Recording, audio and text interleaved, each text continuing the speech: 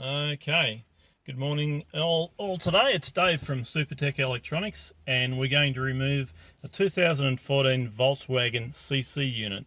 Now the two tools you'll need is a torque 20 screwdriver and a plastic spudger.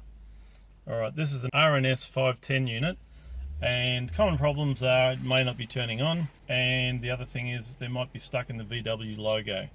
These are all things that Supertech Electronics can repair. Now, the first part we're going to remove is this silver section around the stereo. Now, you'll need to spudger it underneath with your plastic spudger, or you can grab it with your fingers and pull it completely off. It will be connected with one cable for the hazard lights, and you can release that by pressing the middle pin and then pulling it out. Now, that whole piece can just go aside for the time being. Now, once you've taken off the plastic surrounding, that will expose 4 screws, 1, 2, 3, 4. You'll need to remove those with your torque 20 screwdriver. And once you've removed those, the whole unit will pull out.